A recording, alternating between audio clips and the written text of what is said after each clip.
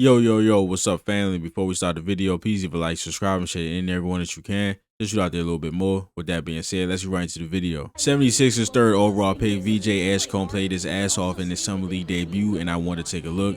So let's get into the film. Alright, how y'all doing? Hope y'all doing good. If you're new here, welcome. If you're not, make sure you take your shoes off before you come house. And VJ Edgecombe, the third pick in the NBA draft, the Philadelphia 76ers have done an amazing job drafting around the edges of Joel Embiid with guys like Tyrese Maxey, who's a 27 pick, VJ Edgecombe again, who's number 3, Jared McCain. They got a guy like Justin Edwards undrafted, and then you got Adem Bona very late in the draft last year. So the 76ers have done a phenomenal job getting some of their young talent and their ancillary pieces alongside of Joel Embiid. But in this game, VJ Edgecombe had 28 points, 10 rebounds, 4 assists, and 2 blocks, and we all knew that he was a supreme athlete. He was one of the best athletes in his class. But what he showed to me in an upscale role, like he led Baylor in usage rate last season, but he was just on the ball so much in this game. But here we start off with the defense, and we know that even at the beginning of his college season when he was not that effective, every other part of his game, like the defense and the rebounding, it never wavered. And that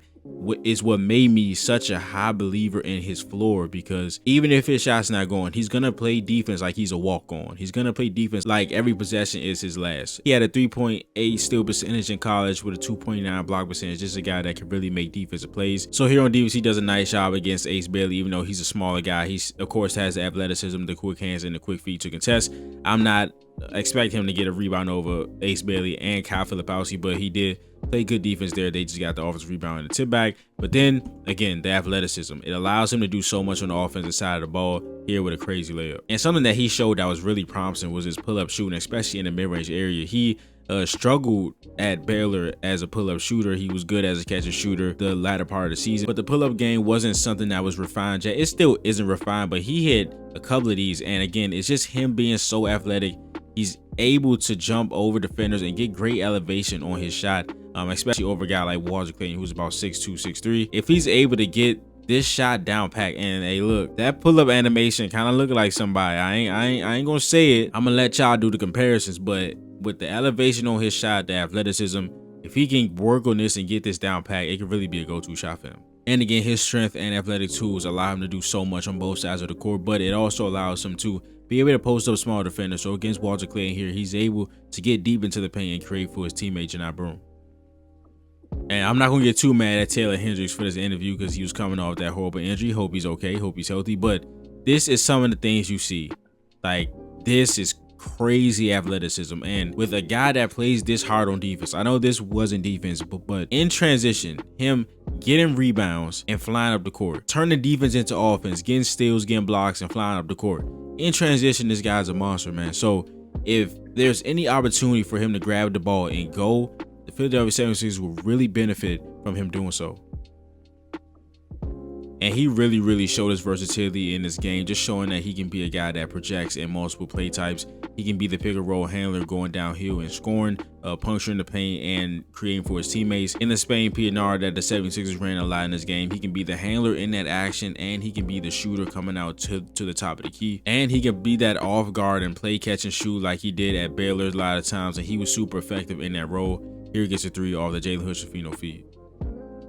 Here again, showing he can be the pick and roll handler here with the 77 action. 77 is just 2 on-ball screens, so he gets one there, and he gets a second one from Adem Bona. He gets him wide open for the pull-up jumper, and again, that is something that he needs to be better at. Now, the mid-range pull-up jumpers really look good. Obviously, something that still needs work, but the pull-up 3 is something that he really needs to add to his game. But again, he gets the board and shows all the athleticism. And some guys just say stuff in the draft process, not to like sound cool, but they have to like hype up the hype. They have to like say certain stuff, and when they say certain stuff, you can like turn on their tape and see if it's real, right? You can turn on and watch a game of them and see if it matches the tape. The story with VJ Edgecombe, of him, how tough it was for him and his journey to get to the NBA, having to live off a generator for 7 years. The way he plays, that story matches his tape because he plays like every play is his last. So when he was not efficient for like the first 10 or so games at Baylor, and he was playing his ass off, he was rebounding, he was playing defense like he was a crazy man. Like, all that shit just enhances the story. It enhances his floor to me. When this guy becomes an effective and efficient scorer like he was in this game, the other stuff is still going to be there.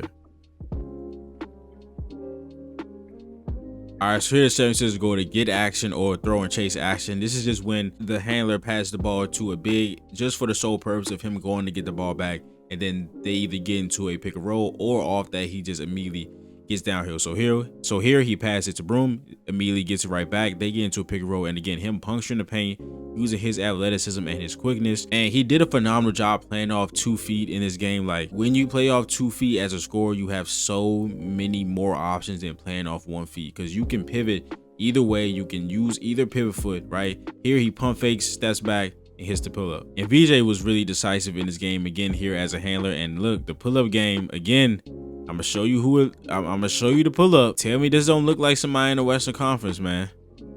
That pull up is looking nice. It looks fluid, and again, with his athleticism and elevation, that shot is really gonna be blocked. Here he takes advantage of that drop coverage, and if he ever gets this down pat, it's gonna be crazy. All right, here he is getting the dribble handoff from Janai Broom, and again doing a phenomenal job playing off 2 feet here in the mid range. He's already hit a couple pull-ups, so the pump fake works because the defense has seen him hit it, the pump fake, and a nice mid-range jump. All right, so here the 76ers go to Spain. He's a handler in this action. He's able to get downhill, force 2 to the ball, and gets it out to Janai Broom for a 3. And here another offensive rebound showing off the hustle. All right, so here he is showing the patience. Even though his dribble isn't alive, he stays active, looking for passing lanes, and ends up finding Bona for a dunk. And again, every single opportunity you can to get this man in the open floor. This is a lightning bolt. So off a defensive rebound, off a steal, he can go and make things happen.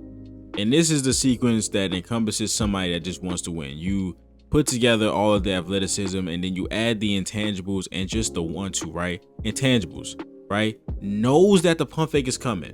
That is such a tough thing to predict and determine. And he doesn't jump knowing that the pump fake is coming. Then of course has the athleticism to get up and block that shot.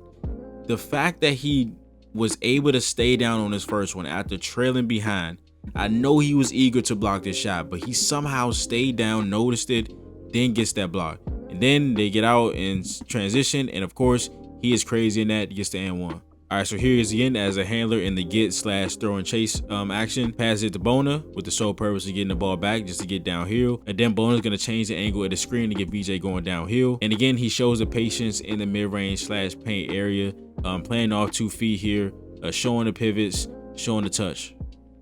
But that is a video. If you enjoyed it, please leave a like, subscribe, and share it in everyone that you can. Just put out there a little bit more, and I will see you guys in the next video. This is Nick. Peace.